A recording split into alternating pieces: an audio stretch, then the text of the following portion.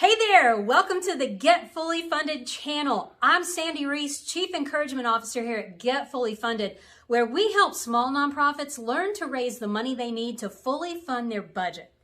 I am here to help you master the art and science of fundraising tip by tip, and I've got a really good one for you today.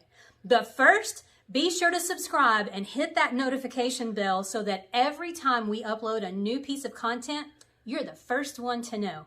All right, let's get to this week's tip. When board meetings are fun, your board members will be more engaged, the energy will be higher and lighter, frankly, and you will get more done. Now, this may seem like a tall order to create a fun board meeting, but it's actually not as hard as you think.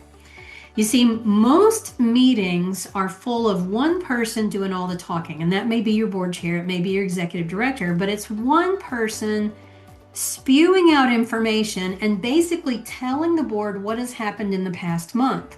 So in other words, your board meeting is all about looking in the past. It's looking at, you're reviewing and approving minutes, you're reviewing and approving finance reports, you're looking at operations reports, and the sad thing is, you may have some of these in writing, but even if you've sent them via email, you're still verbally going over all these reports, and it takes a lot of time.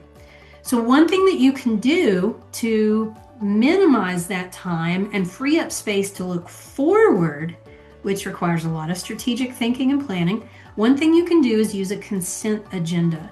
Now, this is a great way to change your board meetings. A consent agenda means it is a way to look over your minutes, your finance report, operations report, committee reports, and all of it gets voted on and approved in one fell swoop. So how does this work?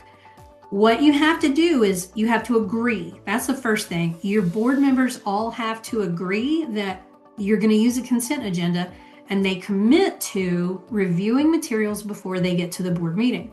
That means that somebody has to send everything out. You have to gather all this information and send it out, usually 5 to 7 days before the board meeting, so that people have time to review it. Then their responsibility, board members' responsibility, is to review everything, reach out if there's a question, and then come prepared to vote on everything at the meeting. Now, if all is going well and there's no questions, everybody's going to be ready because they've looked at the materials.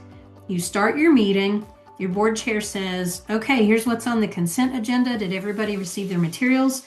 Great. Can I hear a motion to approve all of these items? Somebody makes the motion, somebody seconds, you vote, done. So in like less than a minute, you are done approving all that stuff, and you can go right on to what's next, which should be something that's coming up or a strategic issue that the board needs to talk about. Now, if there is a question, so let's say you send out all the information for the consent agenda, somebody's got a question, what they do is they reach out to the right person. So if they have a question about the minutes, they reach out to the secretary. If they have a question about a finance report, they reach out to the treasurer. If that is a quick question and can get resolved, then no problem. You don't need to bring it up at the board meeting. If it's a big issue, then what that board member can do is when the call for the motion on the consent agenda comes up, you can say, I'd like to pull the finance report out. I think there's a couple of things we need to talk about. That is totally okay. So the board members do have the option to initiate conversation if it's warranted. Now, when you first start working with the consent agenda, it can take you 2 or 3 meetings to kind of get the hang of it and everybody gets in the groove. But once you do that, it's so nice because you're not spending all your time on all that past stuff. You're looking forward. You're thinking about what's coming up in the next 30 days or 60 days or 90 days or 6 months or whatever.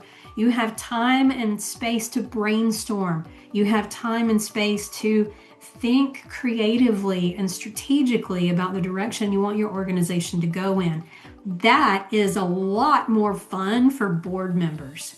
It is a lot more interesting and entertaining. You will see fewer people on their phones You will see fewer people like trying to micromanage because you're giving them interesting things to talk about. So, to make a meeting more fun, my biggest suggestion is use a consent agenda. You can also add a mission moment to your meetings that gets people reconnected to why they're there.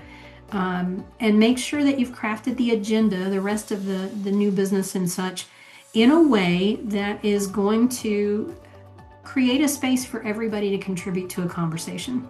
You want to have a meaningful conversation, you want people to contribute, that's the best way to set it up.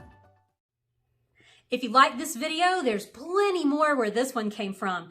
Be sure to subscribe and click the notification bell so that every time we add a new tip, you're the first to find out.